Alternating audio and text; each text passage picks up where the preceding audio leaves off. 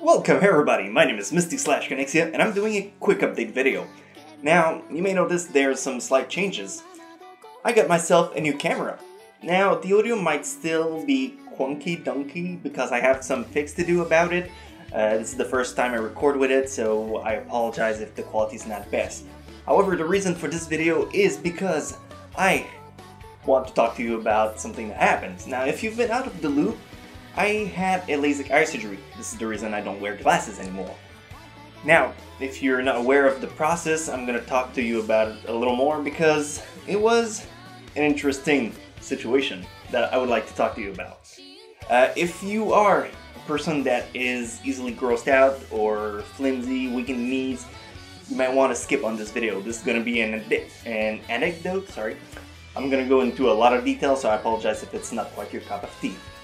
Now, the thing about it is that I had to go, it's an hour away drive, so I went there and they do a few tests, have you wear some giant glasses and make you read like letters on the wall. It's basic stuff. But when you get for the actual surgery, they sit you in a room and they put like eye drops to numb your eye. I only did my right eye, so the left eye was left undone. But if you have to do both eyes, then actually they would put the eye drops in both eyes. The thing about it is that when they do the eye drop, after that they put like a blue cap on your hand and then they move you to a room. In that room, you meet with the doctor. Mine was like a straightforward guy, like in his mid-30s, early 40s maybe. And the guy, like whole school, was like, okay, you're gonna go under the table, we're gonna put a suction on your eyes, it's gonna pull out slightly your eyeball, and then with a laser, they're gonna slice it, like 2/3 of the way, so they can flip it open.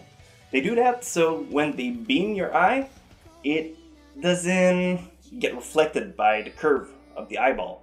Since it's a flat surface, it goes right in, and doesn't mess up the stuff. So, he tells me all of that, and then actually we go around and do it. So, the assistant gives me like some stress ball, so I can have something in my hand. She tapes my eyes with like a masking tape, so I don't look at the laser while we're under there. So, this one doesn't get fucked up in the way. But yeah, so then I get slide under the table, and this is actually what I see is like a circle with LED light all around it, and in the middle there's like a screen and a green dot in the middle. Now they tell you have to stare at the green dot, which I do. However, this is actually how it goes. Now when they come in and they suck your eye out, they don't pop it out, like it's just slightly. And then there's a beam that comes and slices the top part. You feel like a slight pinch and everything fades to black. It's not a cool feeling. Like, if I could compare it, I know you probably never experienced death, neither have I, but if you were to die, I think that's the same feel you would get. Like, everything fades to black, but not like constantly, like patches of blacks appears and then it's all black, and then you have to guess like where the green dot is because you can't see, obviously. That lasts for like 5-10 seconds. Then once they're done flipping it, the color comes back, but everything is super blurry. Now the green light turns to red. When it turns to red, that's when the laser beam is being shot in your eyes, and when that happens, there's like this huge stench in the room that starts to fill the place. Like, it smells like burnt flesh.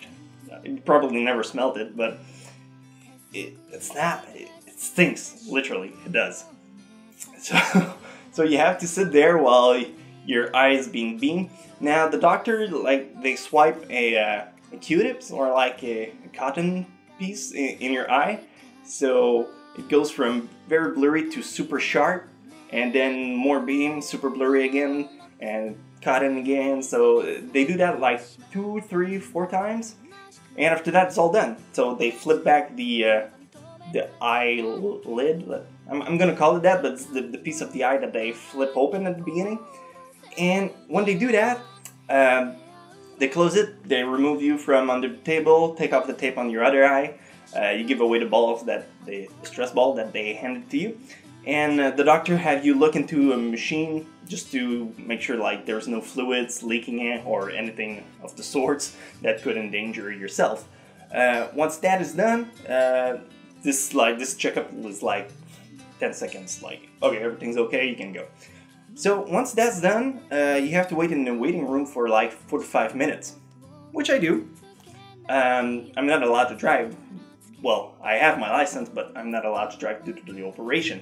So I had my father that was with me, waiting, so, you know, we waited. So 45 minutes gone, I have to go in another room and have another checkup by a different doctor. So the guy looked in my eyes, mumbled to himself stuff like lashes and everything. Was like, yeah, okay, that's part of the process.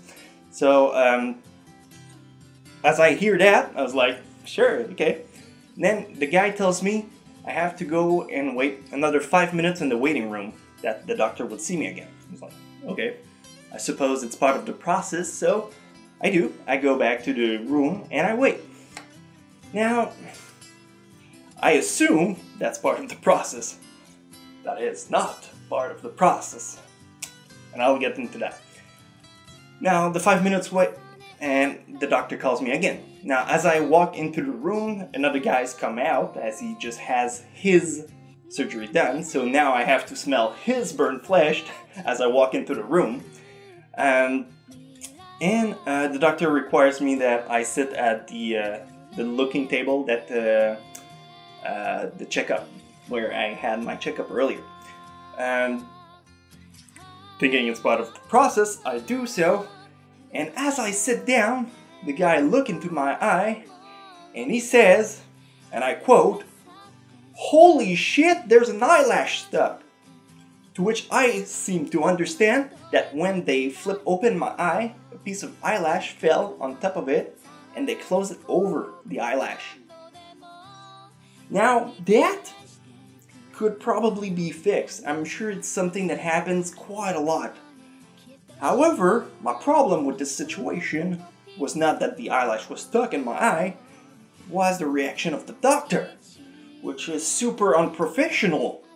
I mean, if you do that for a living, you don't spook your clients like that, man. Where the hell did you get your degree? So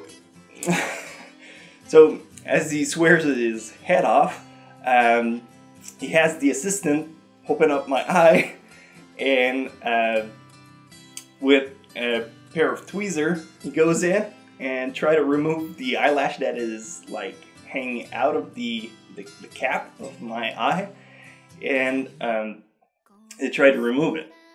Now, the process takes like 2 minutes, and after that, without warning me, he shoots like a giant hose of water in my eye. I was like, dude, do you only do the operation stuff? You don't have post-operation care for your client?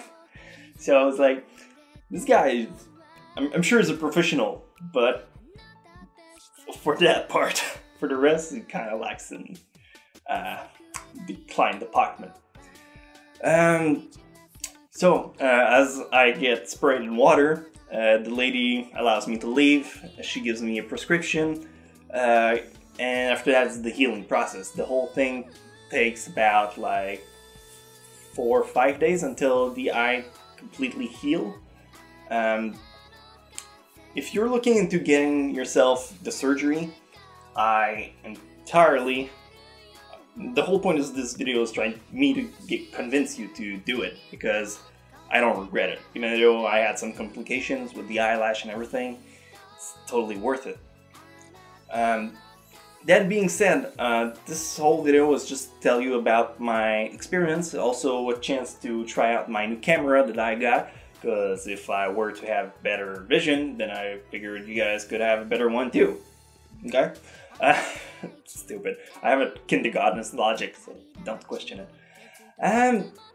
The other thing, I have I've been out of the loop for like a week, nearly two. So stuff will slowly start getting back into progress.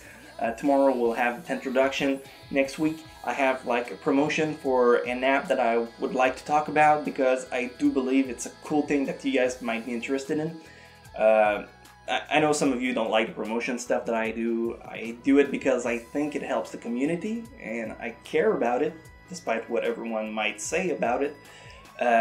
If it can help grows, I mean, I just like to promote stuff so you guys can have more fun doing your everyday life, make it cooler. Because I'm not a doctor, I don't save lives, I'm an entertainer, so I'm trying to make your life entertaining. So, so next week there'll be some promotion, probably I will receive the $1 along that week, and I have like a lot of collaborations on process, so I'm waiting to receive the files from the people that I'm working with. I hope you guys will like them. I did one with Black Critic guys. I have a lot of stuff planned. I have a Doppelganger that's mostly script. I have to get into there and do it next week. I'll probably do that too.